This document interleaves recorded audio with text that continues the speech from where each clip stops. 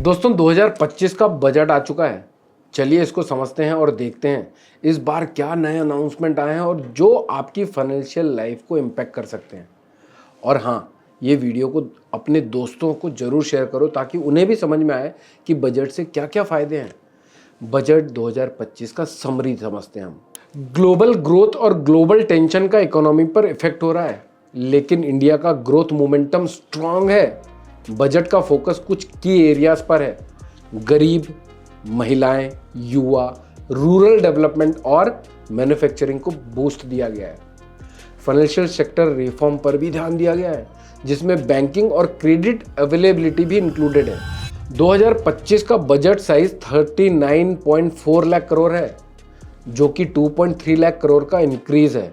Financial deficit 5.1% of GDP तक का है और टैक्सेस रिसीट 30.9 लाख करोड़ तक पहुंच चुकी है। कैपिटल एक्सपेंडिचर 15.5 लाख करोड़, जो कि 15% ग्रोथ दिखाता है। Education 1.2 lakh crore, health care 98,311 crore, defence 4.91 lakh crore, urban development 1 lakh crore का infrastructure fund, energy and technology, nuclear energy और एआई रिसर्च में आए हैं इन्वेस्टमेंट्स।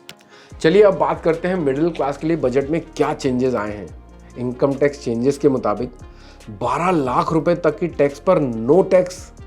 पहले जो लिमिट 7.5 लाख रुपए की थी, अब उस लिमिट को 12 लाख रुपए कर दिया गया है। इसका मतलब कि मिडिल क्लास टैक्स पेयर्स को बड़ा रिलीफ मिलेगा। अगर हम नए टैक्स स्लैब्स को देखते हैं तो 0 से 4 लाख रुपए तक कोई टैक्स नहीं है। 4 से 8 लाख रुपए तक 5% टैक्स लगेगा और 8 से 12 लाख रुपए तक 10% टैक्स लगेगा और 12 से 16 लाख रुपए तक 15% टैक्स लगेगा।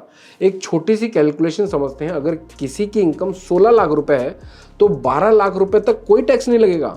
4 लाख रुपए पे 15% टैक्स लगेगा, जो होगा 60,000 रुपए के आसपास। पता है, ये नए रिफॉर्म मिडिल क्लास के लिए काफ़ी बेनिफिशियल रहेंगे, क्योंकि उनके पास ज़्यादा डिस्पोजेबल इनकम रहेगी जो इकोनॉमी को बूस्ट करेगी। आपको ये बजट कैसा लगा, कमेंट में ज़रूर बताएं। तो अब सबसे बड़ा सवाल, स्टॉक मार्केट पर इसका क्या इम्पैक्ट होगा। यह बजट कंजम्पशन और एफएमसीजी सेक्टर के लिए अच्छा था, लेकिन इंफ्रास्ट्रक्चर बजट कम हुआ और जीडीपी एक्सपेक्टेशन भी थोड़ी सी कम हो गई। इसीलिए ओवरऑल मार्केट के लिए बजट कुछ खास नहीं था। आपको कैसा लगा ये बजट, चलिए डिस्कस करते हैं कमेंट्स के माध्यम से। सेंसेक्स और निफ्टी का इनिशियल रिएक्शन था पॉजिटिव, लेकिन फिर कंसोलिडेशन दिखाई दी। इंफ्रा और रिन्यूएबल एनर्जी स्टॉक्स में रैली दिखाई गई क्योंकि कैपिटल एक्सपेंडिचर इंक्रीज किया गया है। बैंकिंग सेक्टर भी पॉजिटिव था, खासकर पब्लिक सेक्टर बैंक्स के लिए रिफॉर्म्स के बाद। इन्वेस्टर्स के लिए एक की टेक अवे पॉइंट दे रहा हूँ, बैंकिंग और इंफ्रास्ट्रक्चर और मैन्युफैक्चरिंग स्टॉक्स पर फोकस करना होगा आगे। 10 लाख करोड़ तक का क्रेडिट गारंटी कवर दिया गया है एमएसएमई को सपोर्ट करने के लिए। माइक्रो इंटरप्राइजेस के लिए 5 लाख तक का क्रेडिट कार्ड लिमिट दिया गया है। स्टार्टअप के लिए 20 करोड़ तक का लोन सपोर्ट दिया गया है। टैक्स एग्जम्पशन को 5 साल तक एक्सटेंड कर दिया है। अब समझते हैं एग्रीकल्चर और रूरल डेवलपमेंट एरियाज में क्या क्या हुआ है। पीएम धन धान्य कृषि योजना 100 एग्रीकल्चर डिस्ट्रिक्ट को कवर किया जाएगा। आत्मनिर्भरता इन पल्सेस, क्लाइमेट रेजिलिएंट सीड्स का विकास किया जाएगा। कॉटन प्रोडक्टिविटी मिशन, यील्ड बढ़ाने पर फोकस किया गया है। किसान क्रेडिट कार्ड लिमिट को 5 लाख रुपए तक बढ़ा दिया गया है। इंडिया पोस्ट का लॉजिस्टिक हब भी बनेगा।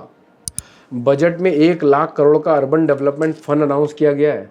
न्यूक्लियर एनर्जी मिशन के तहत 2047 तक सेल्फ रिलायंस का टारगेट रखा गया है।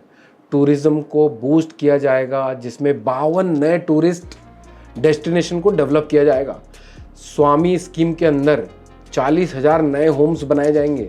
नए एयरपोर्ट्स भी अनाउंस किए गए हैं, जैसे बिहार में नया एयरपोर्ट बनेगा और अर्बन स्कीम एक्सपैंड की जाएगी।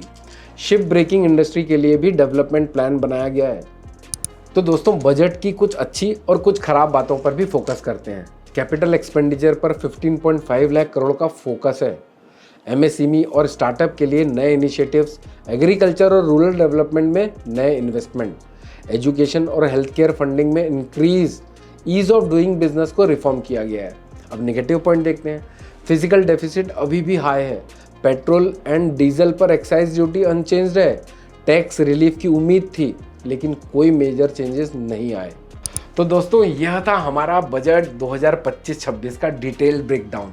आपको क्या लगता है, यह बजट अच्छा है या डिसअपॉइंटिंग? मुझे कमेंट करके ज़रूर बताओ। और इस तरह की और इंसाइटफुल इन्फॉर्मेशन के लिए वीडियो को लाइक करें, सब्सक्राइब करें और अपने फ्रेंड्स फैमिली के साथ शेयर करें। Investment in securities are subject to market risk. Read all the related documents carefully before investing. Registration granted by SEBI in no way guarantee performance offers or provide any assurance of return to investors and traders.